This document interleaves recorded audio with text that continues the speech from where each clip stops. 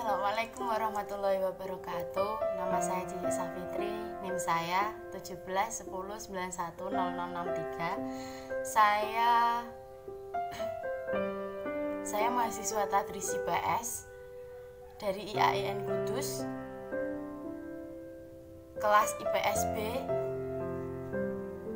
Di sini saya akan memberikan informasi mengenai kaitan antara patologi sosial dengan COVID-19 yang ada di Indonesia. Berikut penjelasannya. COVID-19 atau yang lebih dikenal dengan virus corona saat ini telah menjadi ancaman global dan sudah cukup terlambat untuk diantisipasi karena penyebarannya yang sudah menyebar ke seluruh dunia, bahkan di Indonesia. Virus corona itu sendiri berasal dari kota Wuhan yang ada di Cina.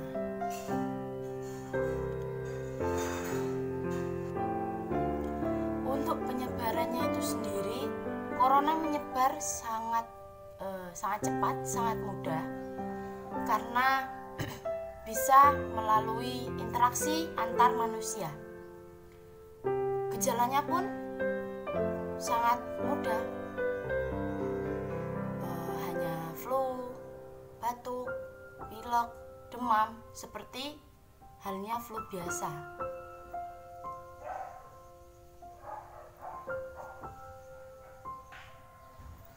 Permasalahan penyebaran virus COVID-19 tidak hanya terkait tentang masalah kesehatan.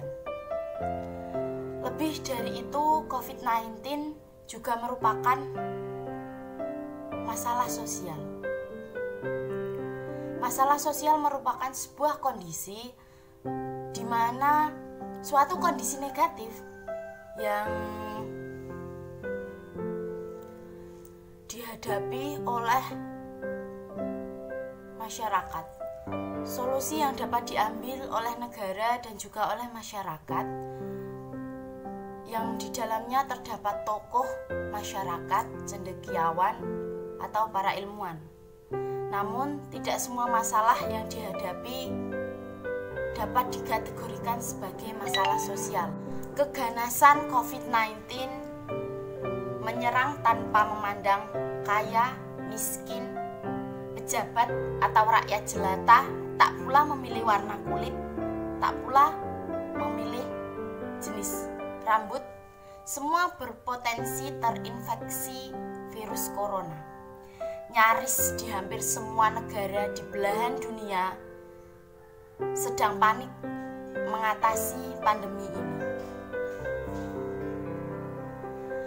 Berbagai upaya negara sudah terus dilakukan untuk mencegah keganasan penyebaran COVID-19. Mulai dari physical distancing, anjuran orang sehat untuk membatasi kegiatan di luar rumah. Dan beberapa negara lain memilih jalan ekstrim, yaitu melakukan lockdown atau penutupan akses keluar masuk negara atau daerah yang terdampak virus corona. Kebijakan ini bukan hanya membatasi kegiatan dalam ruang sosial, bahkan kegiatan ritual keagamaan yang melibatkan banyak orang untuk sementara ditiadakan. Dampak mewabahnya COVID-19 di Indonesia yang sudah merenggut banyak nyawa manusia memang sudah menjadi teror hebat, sehingga pukulannya mampu melumpuhkan berbagai sektor, baik dalam sektor sosial, pendidikan, politik, publik,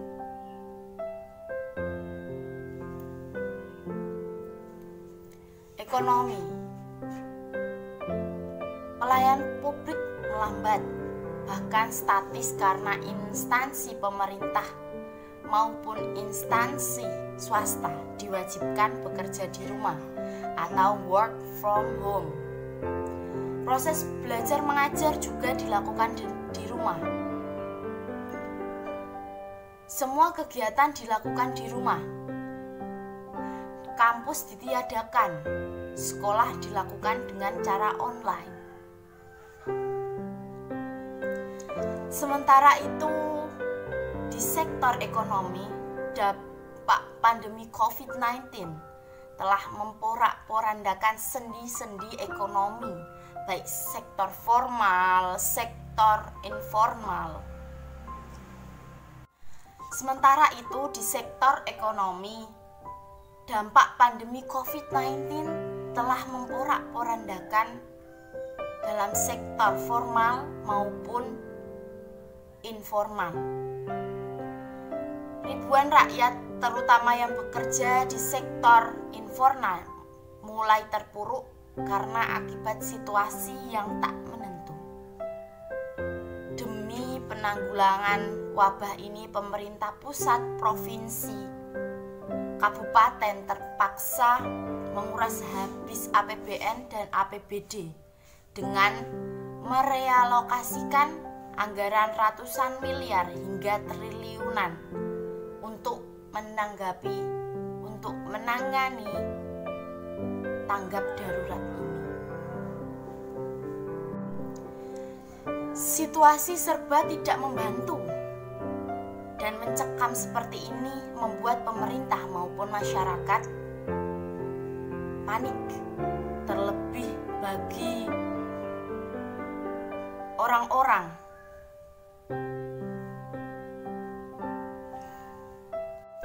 terlebih lagi dibumbui dengan bertebarnya lalu lalang informasi di dunia maya yang bersifat sampah, yang membuat ruang sosial makin gaduh atau noise.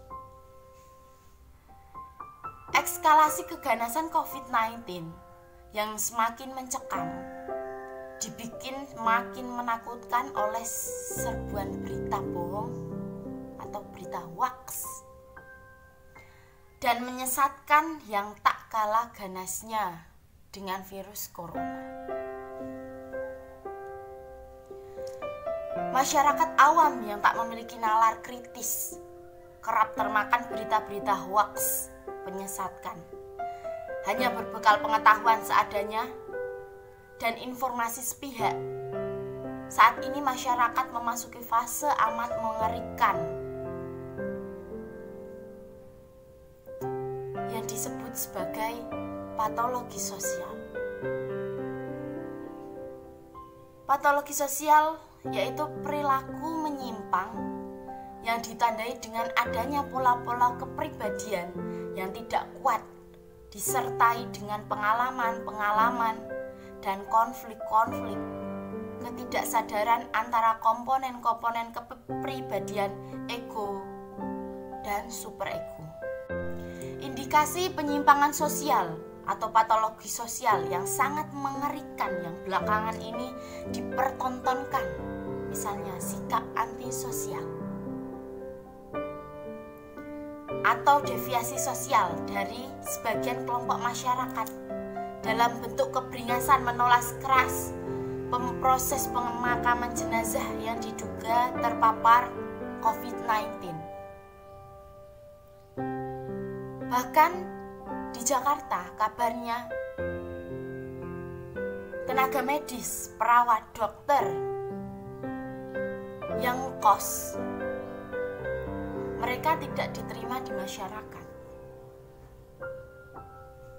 Padahal mereka para tenaga medis layaknya pahlawan yang telah bekerja, mempertaruhkan hidup dan mati demi merawat pasien COVID-19. Dan mempertaruhkan hidup dan mati demi merawat dan menyelamatkan para pasien yang terkena COVID-19. Fenomena penolakan brutal ini terhadap proses pemakaman jenazah tadi bukan hanya sekedar krisis kemanusiaan, namun bisa disebut melecehkan syariat agama dalam memuliakan jenazah. Padahal mereka para korban wabah COVID-19 yang mematikan ini dalam pandangan agama Islam masuk dalam kategori sebagai mati syahid atau mati yang baik untuk membela agama. Sikap sekelompok masyarakat yang pongah dan kehilangan kewarasan itu sungguh merupakan wujud cacat sosial yang paling parah dan nyata. Tindakannya melukai lubuk hati yang paling dalam jika mereka masih hidup.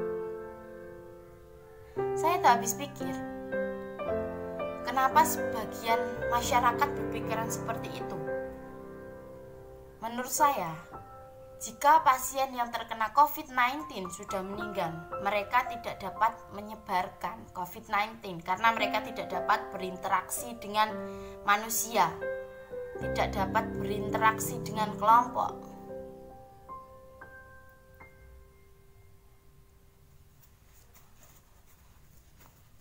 Saya tak tahu apa yang mereka pikirkan.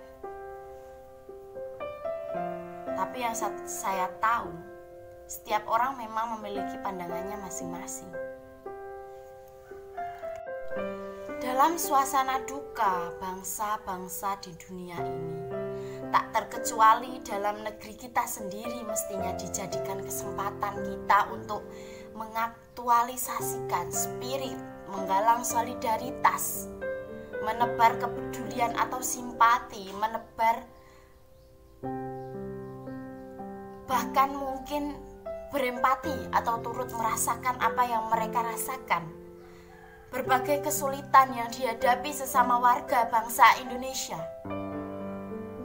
Suasana kebatinan ini yang amat memprihatinkan layaknya kita jadikan bahan refleksi agar kita lebih bijaksana untuk makin memperkokoh rasa persaudaraan, rasa senasib sepenanggungan, rasa senasib, rasa sebangsa dalam COVID-19 ini.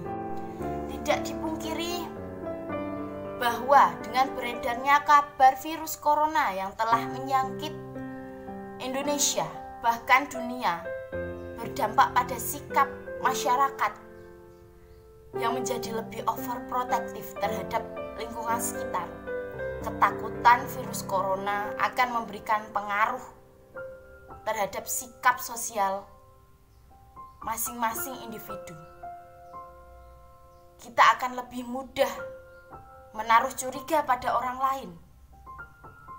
Jika mereka batuk, bersin, terlihat pucat di sekitar lingkungan kita, mereka akan merasa takut. Bahkan di desa saya sendiri, ada sebagian orang melakukan sholat berjamaah, tapi mereka tidak ingin salaman atau berjabat tangan. Saking ketakutannya tertular COVID-19. Saya tak habis pikir. Apa yang mereka pikirkan? Saya tidak tahu.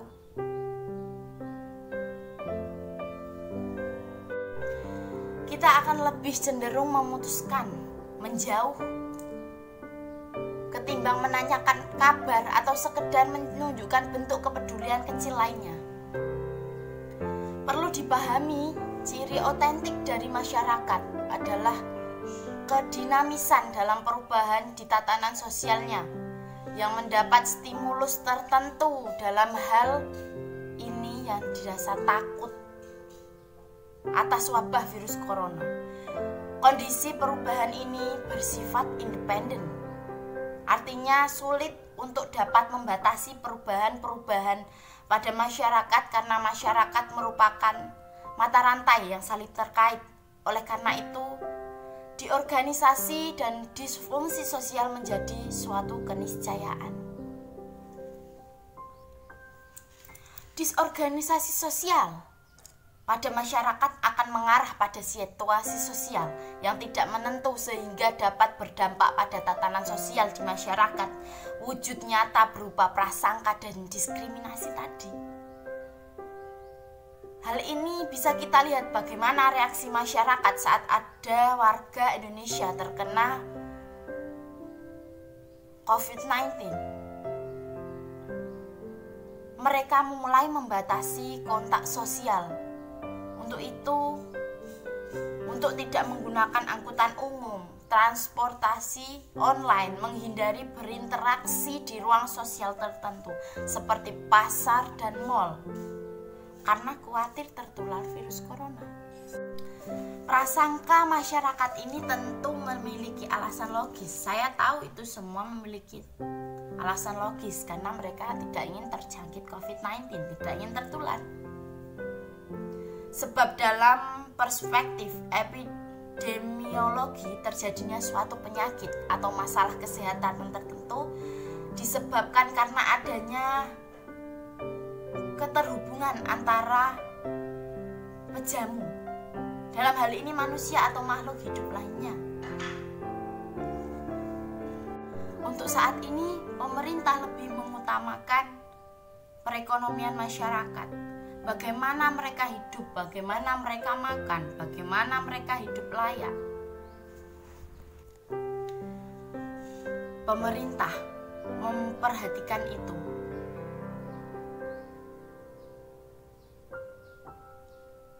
Ada beberapa kebijakan pemerintah dalam pandemi ini untuk mengatasi perekonomian negara, untuk membantu masyarakat. Yang pertama, memberikan subsidi listrik bagi masyarakat pengguna 450 sampai 900 Hz. Kedua, memberikan bantuan beras per bulan bagi masyarakat yang benar-benar tidak memiliki apa-apa. Yang ketiga yaitu memberikan bantuan uang tunai bagi lansia, bagi orang-orang yang benar-benar tidak memiliki apa-apa. Tapi apakah itu sudah benar penyalurannya? Apakah itu sudah benar? Di Jakarta masih ada DPRD bahkan mendapatkan bantuan beras dan uang tunai. Di desa saya, mereka yang benar-benar tidak mampu, mereka mendapatkan bantuan berupa beras, bahan pokok, makanan pokok.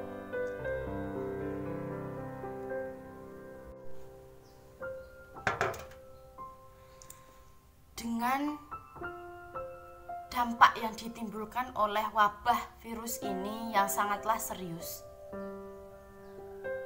Oleh karena itulah, untuk menanggulangi wabah virus corona ini tidak hanya dilakukan oleh pemerintah saja, tapi diri sendiri juga harus dilakukan.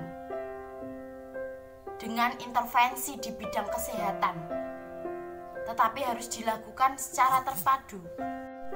Dampak yang ditimbulkan oleh wabah virus ini yang sangatlah serius. Oleh karena itu, untuk menanggulangi wabah virus corona tidak hanya dilakukan dengan intervensi dalam bidang kesehatan saja, tapi intervensi juga dalam bidang ekonomi yang dilakukan oleh pemerintah untuk saat ini.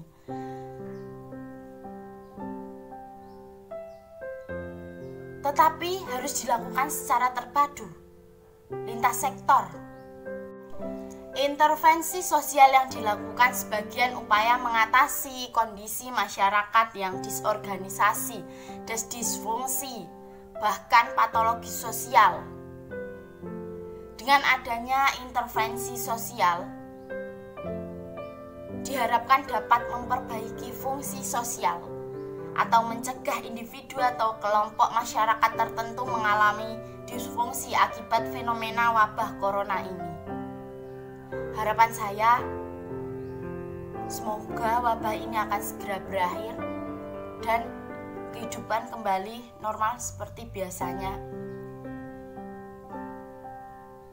Dapat bekerja di kantor, dapat bersekolah, dapat melakukan aktivitasnya seperti sedia kala, dapat berinteraksi antara satu dengan yang lain, dapat berinteraksi antar kelompok dan tidak membeda-bedakan dan tidak mendiskriminasi antar manusia. Terima kasih. Itu adalah penjelasan mengenai patologi dan COVID-19 di Indonesia. Mohon maaf apabila ada kesalahan kata, tutur kata maupun perbuatan. Wabillahi taufiq wal hidayah. Wassalamualaikum warahmatullahi wabarakatuh. Terima kasih.